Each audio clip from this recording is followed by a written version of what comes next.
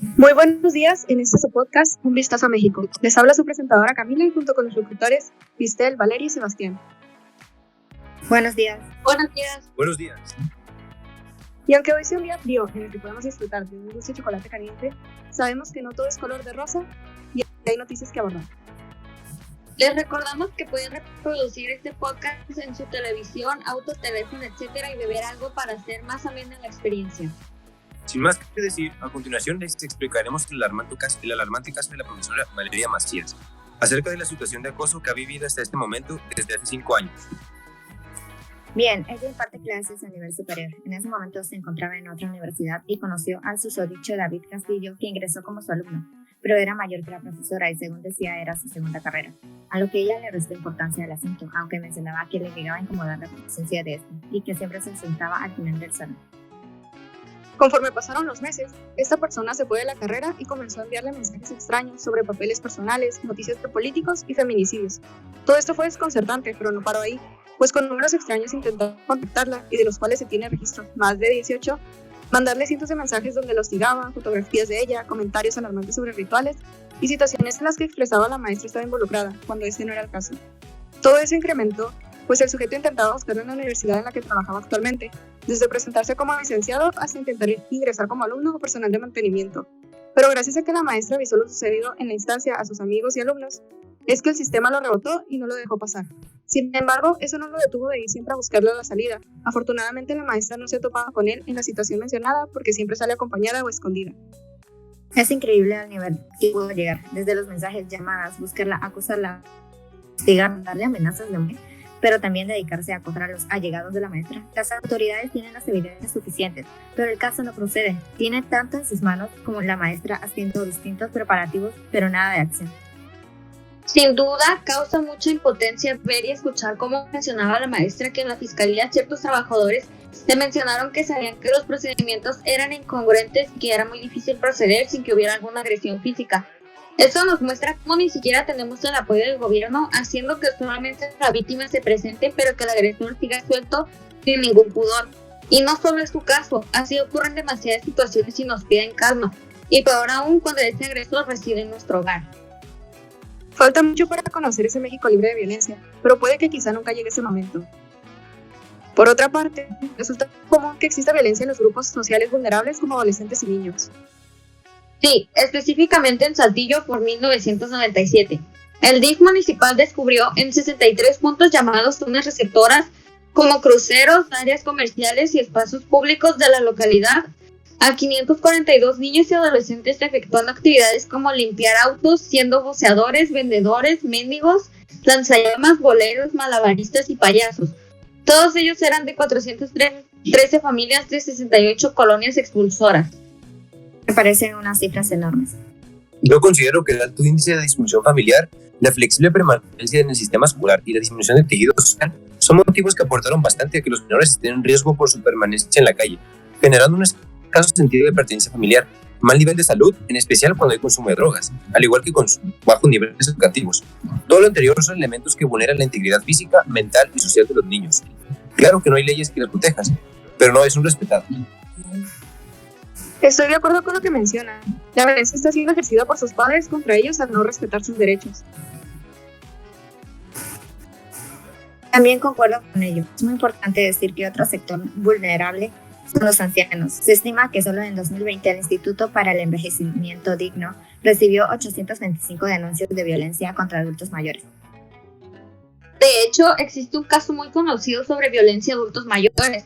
Se trata de la asesina en serie llamada Juana Barranza Samperio, antigua deportista de lucha libre. Cometió al menos 16 asesinatos a ancianas entre 1998 y 2006. Su último crimen fue una mujer de 82 años usando un estetoscopio que la pudo estrangular hasta la muerte. Es cierto, fue un caso muy conocido. Conocida como la Mataviejitas. Le dieron la condena más larga de la historia de México. Me enteré que fueron 759 años. Sin embargo, la ley permite que luego de 50 años en cárcel se aplique la libertad condicional. Ella tendría 100 años de edad. Hablando de leyes, me gustaría hacer hincapié en el repositorio de leyes de violencia del Observatorio de Igualdad de Género de América Latina y el Caribe. Sí, de hecho me parece interesante, ya que su contenido abarca desde las leyes sobre violencia doméstica o intrafamiliar, conocidas como leyes de primera generación, hasta las más recientes normativas de protección integral, y estas ya están acudamente presentes en 13 países latinoamericanos, incluido México. Una de las leyes que me gustaría mencionar es la Ley General de Acceso de las Mujeres a una Vida Libre de Violencia, y por lo que he leído, esta sanciona la violencia política contra las mujeres en razón de género.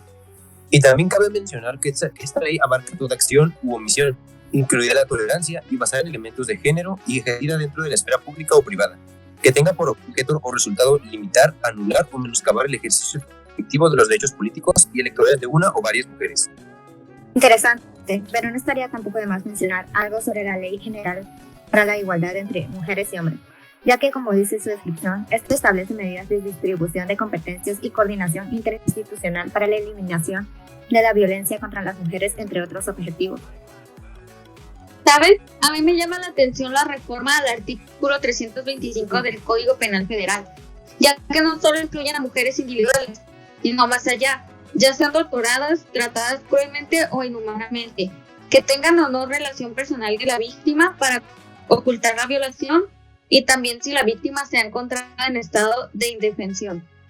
Y no te olvides de la Ley General para prevenir, sancionar y erradicar los delitos en materia de trata de personas y para la protección y asistencia de las víctimas de estos delitos. Considero que vale la pena mencionarla, ya que es algo más compleja y tiene bastantes objetos o objetivos. Por mencionar uno de estos sería el establecer competencias y formas de coordinación para la prevención, investigación, persecución y sanción de los delitos en materia de trata de personas entre los gobiernos federal, estatales, del Distrito Federal y municipales. Oh, sí, de hecho yo había leído sobre otro objetivo de esta misma ley, que menciona el reparar el daño a las víctimas de trata de personas de manera integral, adecuada, eficaz, efectiva, proporcional a la gravedad del daño causado y a la afectación sufrida. Yo creo que también habría que mencionar la Ley de Prevención y Sanción de Trata de Personas, puesto que esta tiene como objetivo la protección, atención y asistencia a las víctimas de estas conductas con el fin de garantizar el respeto al libre desarrollo de la personalidad. Cambiando de tema, ¿han notado que la violencia contra las mujeres, tanto dentro como fuera del hogar, ha aumentado dentro del confinamiento por la emergencia sanitaria del COVID-19? Creo que desde el inicio de la cuarentena se han observado un mayor número de llamadas al 911 y las líneas alternas de denuncia de violencia doméstica. Y no solo llamadas, sino también las búsquedas en Google relacionadas con las denuncias y la violencia en los hogares han alcanzado mayores niveles.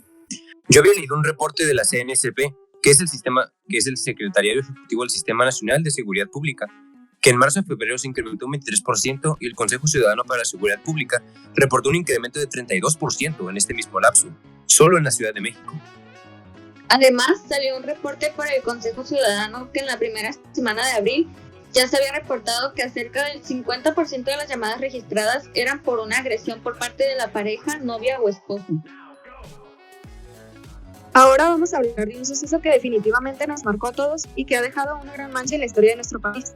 Hablamos de la masacre de Tlatelolco, un hecho ocurrido el 2 de octubre del año 1968, en la Ciudad de México, para ser más exactos, en la Plaza de las Tres Culturas.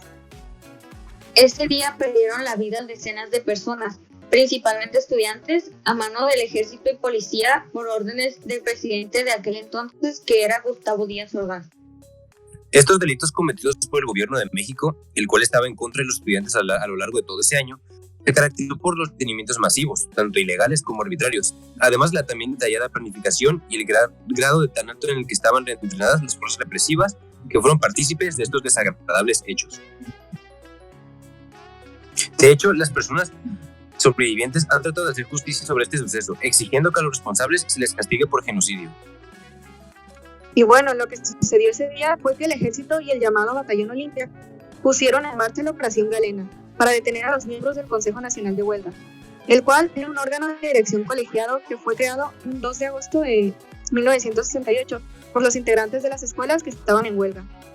Esas escuelas que participaron eran la UNAM, el IPN, el Colegio de México, la Escuela de Agricultura Chapingo, la Universidad Iberoamericana, la Universidad La Salle, Escuela Normal de Maestros, Escuela Nacional de Antropología e Historia y demás universidades. Estos intentos de someter al Consejo Nacional de Huelga dio como resultado una sangrienta represión a este movimiento de protesta.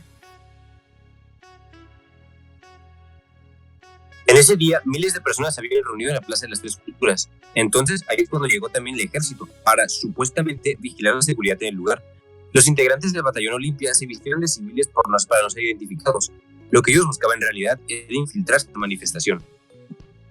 Dicho día, los estudiantes expusieron 6 demandas, y estas demandas eran consecuencias de eventos que violentaron los derechos humanos por parte de la policía desde que la protesta estudiantil había comenzado. En respuesta a la ocupación militar y policial de las escuelas bajo la justificación que encontraban en los problemas que existían entre alumnos y una preparatoria el 23 de julio de ese mismo año. Luego, minutos antes de las 6 de la tarde de ese día, un helicóptero comenzó a sobrevolar la plaza justo cuando la manifestación estaba por finalizar. Desde aquel helicóptero se dispararon bengalas, así dando señal para que los francotiradores que estaban infiltrados comenzaran a abrir fuego sobre todas las personas que estaban en la plaza. Estudiantes, madres, hijos, profesores, obreros. Todos ellos se encontraban reunidos en el lugar. Esa gente corrió por la plaza y hacia un edificio que se encontraba cerca para tratar de protegerse de los ataques. Las personas que lograron escapar del tiroteo se refugiaron en departamentos de los edificios cercanos. Sin embargo, no lograron sobrevivir, ya que el ejército irrumpió en cada uno de esos departamentos. Al final, después de toda esa masacre, se registró un número de muertos, el cual fue de 30, 50 heridos graves, mientras que el número de detenidos en el campo militar número 1 fue de 2.000, aunque con el paso de los años otras cifras fueron descubiertas. No es posible dar con una cifra exacta, pero se plantea que una cifra aproximada sería de 350 muertos. Desgraciadamente, muchos derechos humanos fueron violentados por el Estado mexicano. Podemos mencionar algunos, como por ejemplo, el derecho a la vida, derecho a la libre expresión, derecho a la libertad y muchos más. En cierto grado, es aterrador lo que la autoridad de toda nación puede hacer con la población que supone proteger. Realmente existe una frase que va en contra de la impunidad y el olvido, la cual es: 2 de octubre no se olvida. Este grito se ha convertido en un gran símbolo de todo el impacto que cambió a nuestro país, el movimiento estudiantil de 1968. Este suceso ha marcado la historia de México y el mundo, por supuesto no de buena manera, y esperamos siga siendo motivo de reflexión sobre nuestro país y su gobierno. Aprovechando que hemos hablado de cifras impactantes, les quiero hablar acerca de los asesinatos en nuestro país. ¿Alguna vez se han preguntado cuántos homicidios ocurren diariamente? Bueno, pues en México se registran aproximadamente 80 víctimas de asesinato cada día. Como pueden ver, es una cifra alarmante. Sin embargo, una cifra más alarmante es la que presentó el pasado mes de septiembre. Les cuento que este mes fue catalogado como el más violento del 2021, con un promedio diario de 80.2 víctimas de homicidio doloso, de acuerdo con cifras que fueron presentadas por el Gobierno de México. Este noveno mes del año concluyó con un total de 2.405 casos de homicidios dolosos, que de hecho sí hubo una disminución, pero fue apenas del 0.3%, tomando en cuenta los registrados en el mes anterior, el cual fue agosto, con un total de 2.414 casos. Y ya que estamos hablando de estos 2 meses, ¿cuántos casos diarios hubo en los meses restantes? Bueno, en julio el promedio diario de casos de asesinatos fue de 76.8, en junio de 75, en mayo 79.4, en abril 79, en marzo 78.8, al igual que en febrero, mientras que en enero hubo 76.7 asesinatos por día. Esperemos que en los meses que aún nos quedan para cerrar este año haya una disminución, porque las cifras presentadas con anterioridad son inquietantes. Si hablamos de cada estado, las mayores cifras de feminicidios en el transcurso del año se han registrado en el Estado de México con 68 feminicidios. Le sigue Jalisco con 44, Veracruz con 40, Ciudad de México con 33 y Chiapas con 28 feminicidios. Según el secretario ejecutivo del Sistema Nacional de Seguridad Pública, 1 de cada 3 víctimas de delitos en México son mujeres. Los feminicidios, por desgracia, han aumentado significativamente. La violencia familiar es un factor importante, ya que este tipo de violencia se ha incrementado en todo México y no es de extrañarse considerando la situación actual de encierro en la que nos encontramos.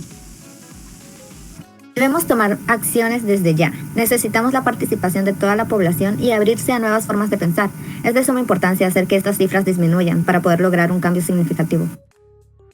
Sin ninguna excepción debemos tomar acciones, y una de ellas es la creación de dependencias a las cuales acudir en caso de sufrir violencia. Les comentaremos algunas de ellas para que les sea de apoyo. En México contamos con la Comisión Nacional de los Derechos Humanos, la cual tiene el propósito de defender a todas las personas que se consideren que sus derechos humanos han sido violados. El número telefónico es 664-633-3400 y está disponible las 24 horas del día. En caso de sufrir discriminación como forma de violencia, CONAPRED se encarga de prevenir y eliminar la discriminación en todo el país. Su número telefónico es 800-543-0033, con un horario de atención de 9 a 17:30 y los viernes de 9 a 15 horas. También existe CAVI, un centro de atención a la violencia intrafamiliar, en donde pueden acudir mujeres víctimas de violencia de cada pareja, niñas y niños hasta 12 años de edad, víctimas de violencia familiar. Esta dependencia incluye en su servicio tanto asesoría legal y el seguimiento jurídico en materia penal, como asistencia social, atención psicológica y atención médica de emergencia. El número telefónico es 5553455229. Con los sucesos fuertes de los que hemos hablado y las dependencias mencionadas, nos gustaría decirle varios números extra a los que pueden acudir en caso de sufrir violencia. El primero es el famoso 911, al cual deben de acudir siempre en alguna emergencia. También se encuentra el 089 por si quieren realizar una denuncia anónima. El número del Instituto de la Mujer para el Estado de Baja California en Tijuana es 664-608-4044. Y por último, el Ministerio Público, al 1572. Todo lo anterior fue para su notificación, información responsable y educación a la población acerca de esta perspectiva cruda que es nuestro país. Puede que no nos deje un buen sabor de boca lo anterior, pero nos queda afrontar nuestra realidad y intentar contribuir con nuestro granito de arena para eliminar la práctica de esas conductas de violencia. Es muy cierto, intentemos cambiar las conductas que se tienen tan arraigadas en nuestro país. Bueno, queremos despedirnos y agradecer por seguir escuchando hasta este momento. Muchas gracias por acompañarnos este día. Tengan un buen día. Abríguense y no salgan a menos que sea necesario. Hasta la próxima.